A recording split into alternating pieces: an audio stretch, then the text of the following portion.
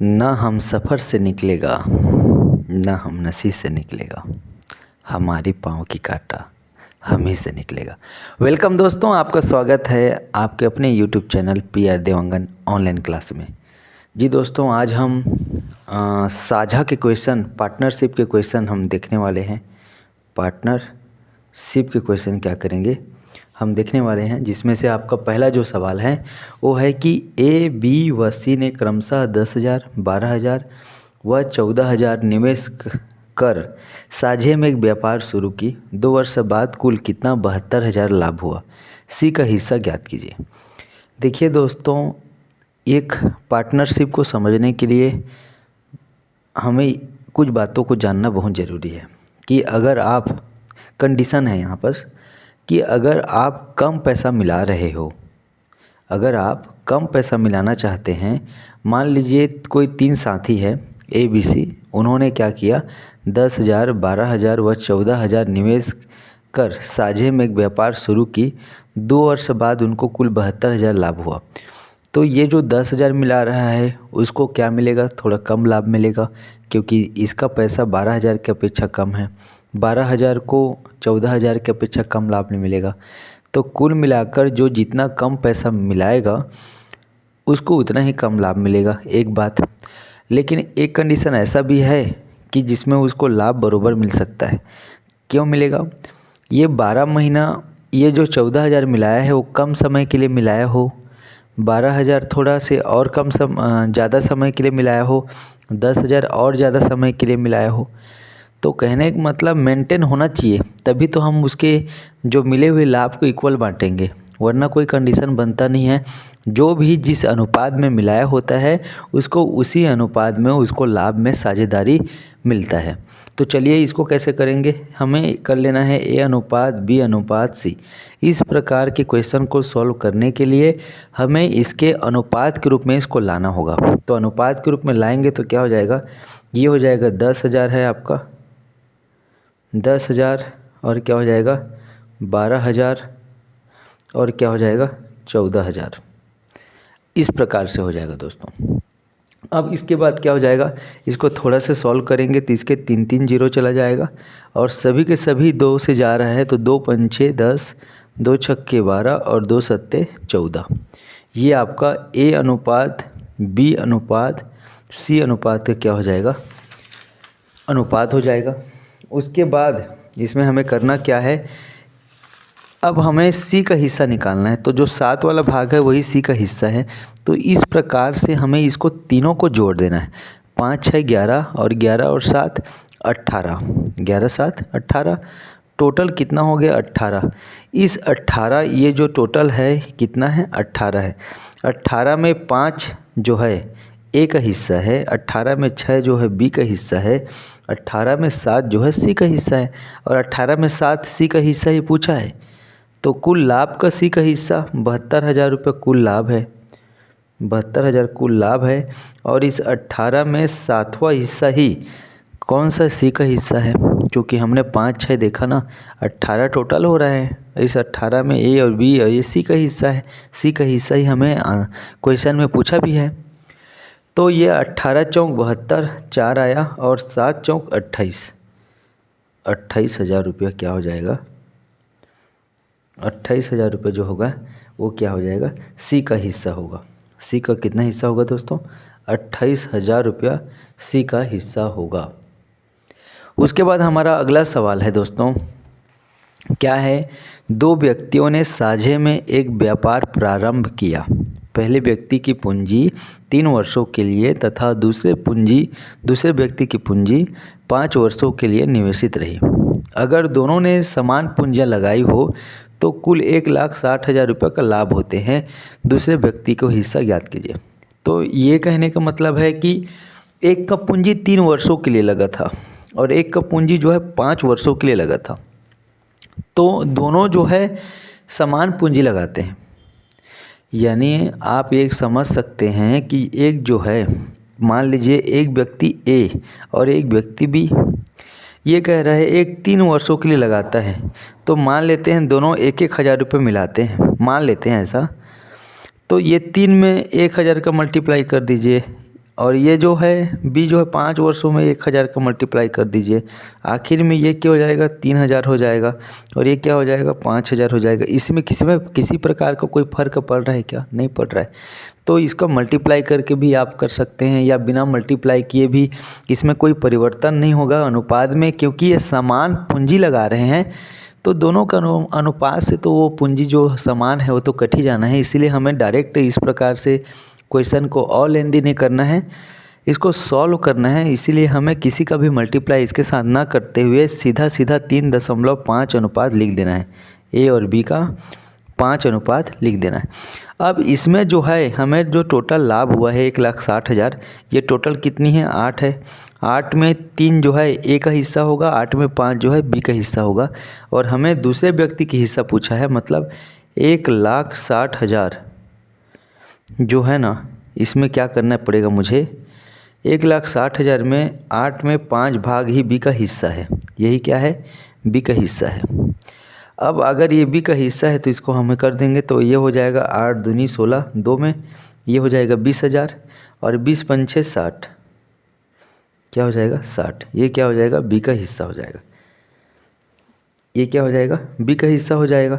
अब 1,60,000 में बी का हिस्सा इतना है तो ए का हिस्सा इसमें हम घटा देंगे बी का हिस्सा, तो ए का निकल जाएगा। ए का हिस्सा कितना है आपका 1,00,000 रुपया। 1,00,000 रुपये क्या है ए का हिस्सा है। फिलहाल इस क्वेश्चन में बी का हिस्सा पूछा है जो कि 60,000 रुपये है। दोस्तों उसके बाद हमारा जो अगला सवाल है वो ऐसा है,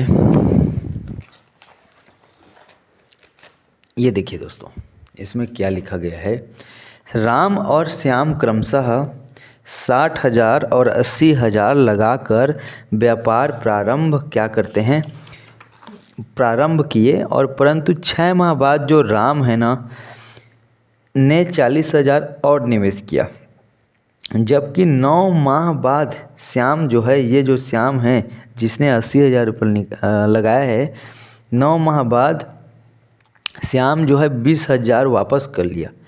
वर्ष के अंत में 93,000 का लाभ हुआ, प्रत्येक का लाभांश ज्ञात कीजिए। तो लाभांश ज्ञात करने के लिए हमें सबसे पहले इसको अनुपात में लाने की ज़रूरत है। तो जब तक हमको यही नहीं पता रहेगा कि राम कितना पैसा लगाया है, श्याम कितना पैसा लगाया है, तब तक इसको सॉल्व करना मुश्किल होगा। चलिए देखते हैं राम ने कितना पैसा लगाया। सबसे पहले राम की अगर हम बात करें तो राम बोल रहा है कि 60,000 रुपये इसने निवेश किया, प्रारंभ जो है 60,000 रुपये से व्यापार प्रारंभ किया, परंतु 6 माह बाद राम ने 40,000 और निवेश किया और वर्ष भर ये लगाना है, इसको वर्ष भर लगाना है। तो जायज़ सी बात है 60,000 रुपये जो है ना 6 माह तक लगा रहेगा।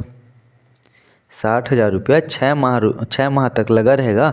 उसके बाद 60,000 में और 6 माह, क्योंकि टोटल साल भर ही लगाना है, क्योंकि यहाँ पर वर्ष के अंत में लाभ बोल रहा है, इसीलिए 60,000 रुपये का 6 माह तक लगा हुआ है। उसके बाद राम जो है 40,000 और मिलाता है, तो 60 पहले लगा था, 40 और मिलाया और वो भी 1000 में है तो 1,00,000 हो गया। मतलब जायज़ सी बात है कि उसका जो 1,00,000 रुपया है वो अगले 6 महीना के लिए लगना है, क्योंकि ये जो 6 महीना और ये 6 महीना वही साल भर हो रहा है और साल भर के अंत की बात ही यहाँ पर क्वेश्चन में किया जा रहा है।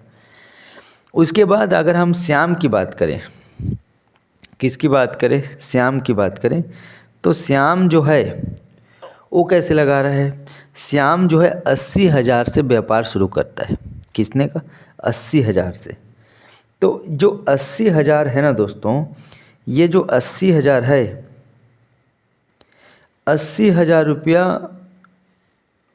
जबकि 9 माह बाद श्याम 20,000 वापस कर लेता है, मतलब इसका 80,000 9 माह तक लगा रहेगा, है ना भाई। उसके बाद ये 20,000 वापस कर लिया, तो 80 में 20 वापस कर लिया तो बचा 60,000 रुपया।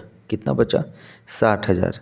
और चूँकि क्या है ये 9 माह तक तो 80,000 रुपये को लगाया ही लगाया है, तो ये और कितना दिन तक रहेगा, 3 माह तक ही रहेगा।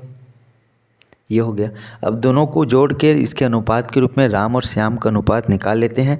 ये आपका 3,00,000 6 छक्का 36 है ना, इतना हो जाएगा 3,60,000 हो जाएगा ये, और ये प्लस ये हो जाएगा आपका इकाई दहाई सैकड़ा हज़ार 10,000 है ना, ये 1,00,000 रुपये हो जाएगा।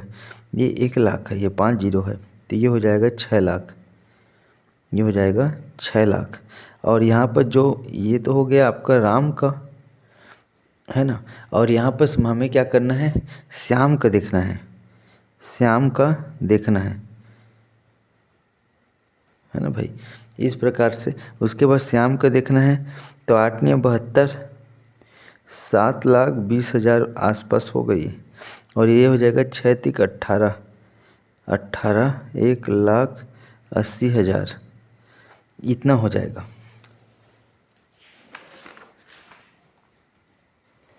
अब ये जो हो जाएगा क्या बोलते हैं, 1,80,000 और 1,80,000 और 7,20,000, तो ये 9,00,000 हो गया। टोटल कितने हो गए, 9,00,000, एक आई दहाई, ये 9,00,000 इतना हो गया, 9,00,000 हो गया। श्याम का हिस्सा कितना हो गया इसमें, 9,00,000 हो गया। और राम का हिस्सा कितना हो जाएगा, ये हो जाएगा 6,00,000, 6×3 = 9, ये हो जाएगा 9,60,000 इतना हो जाएगा। अब दोनों का, राम और श्याम का हम अनुपात निकाल ही लेते हैं, तो ये हो जाएगा 9,60,000 और ये हो जाएगा 9,00,000, है ना, 9,00,000 हो गया। अगर हम देखें तो 4 जीरो से, तो 4 जीरो कट गया, ये हो गया। और 6×15 = 90 और 6×16 = 96, मतलब इस अनुपात में ये टूटने वाला है। राम और श्याम का अनुपात क्या आ गया, राम और श्याम का अनुपात इस अनुपात में आ गया। अब मुझे अंत में 93,000 का लाभ हुआ, प्रत्येक का लाभांश ज्ञात करना है। तो ये टोटल कितने हो गए, 31, 31 में 16 हिस्सा राम का है, 31 में 15 हिस्सा श्याम का है। तो आप निकाल लीजिए 93,000। पहले हम राम का हिस्सा निकालते हैं, तो राम का हिस्सा निकालेंगे तो 93,000 रुपया में क्या करेंगे, 31 में 16 हिस्सा निकाल लेते हैं। और इस प्रकार से 31 तिया, है ना जी, 31 तिया 93 और 16 तिया 48, मतलब यहाँ पर जो है 48 जो हज़ार है वो किसका है, 48,000 जो है राम का हिस्सा है। और श्याम का हिस्सा कैसे निकालेंगे, क्योंकि 31 में 15 हिस्सा ही किसका है, श्याम का है। 31 में 15 हिस्सा ही क्या है, श्याम का है। 31 तिया और 15 तिया 45,000 रुपया क्या का हो गया ये। अब इन दोनों को जोड़ते हैं तो 93,000 रुपया हो जा रहा है, इसका मतलब हम सही निकाले हैं। उसके बाद दोस्तों हमारा जो अगला सवाल है वो है कि 3 साझेदार अलग अलग पूंजी क्रमशः 8 माह, 10 माह तथा 12 माह के लिए लगाकर कोई व्यापार प्रारंभ करते हैं। व्यापार से प्राप्त कुल लाभ बराबर बराबर बांटते हैं। ज्ञात कीजिए कि उनकी पूंजी किस अनुपात में लगे हैं। अब आपको भी एक दिमाग लगाना होगा कि जो 8 माह के लिए मिला रहा है, 10 माह के लिए मिला रहा है, 12 माह के लिए मिला रहा है, ये अलग अलग समय के लिए मिला रहे हैं, फिर भी पूंजी को बराबर क्यों बांट रहे हैं। तो ये कंडीशन ऐसा है कि जो कम समय के लिए मिला रहा है और साथ में पूंजी को बराबर बांट रहा है वो ज़्यादा पैसे मिलाया होगा इनके अपेक्षा, तभी तो वो कम समय में भी मिलाते हुए पूंजी को, लाभ को जो है बराबर बराबर बांट रहे हैं। तो जो 8 माह के लिए मिला रहा है वो सबसे ज़्यादा पैसा मिलाया होगा, 10 माह का मिलाया होगा वो 12 माह से थोड़ा ज़्यादा पैसा मिलाया होगा, तभी तो पूंजी को बराबर बराबर बांट रहे हैं। तो इस प्रकार के क्वेश्चन को सॉल्व करने के लिए वो जो 3 साझेदार हैं उनका हम अनुपात के रूप में ले लेंगे। क्या फ़ायदा है इससे, इसमें एक फ़ायदा होगा कि अगर हम इसको एलसीएम निकाल लें तो एक एलसीएम निकालेंगे जो तीनों के लिए एक ही पूंजी जैसा होगा। तो अगर मैं 8 और 10 और 12 का निकालूं तो एलसीएम निकालना तो आता ही होगा, 120 आएगा। मैं डायरेक्ट बता रहा हूँ आपको, 120 आएगा। इसका इस तरीके से एलसीएम निकालते हैं, 8, 10 और 12 करके।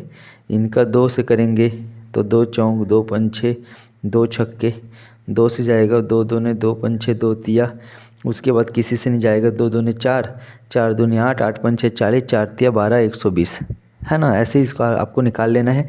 अब 120 से ऊपर के सभी के ऊपर में 120 का क्या कर देना है, हमें मल्टीप्लाई कर देना है। 120/8, 120/10, 120/12। अब उसके बाद जब जो कटता है उसको कटा दीजिए। ये तो 8 से चला जाएगा, 8 8 एक कम 8, है ना, 8 एक कम 8 और 4 है ना, 8 पंचे 40, 15 आ रहा है।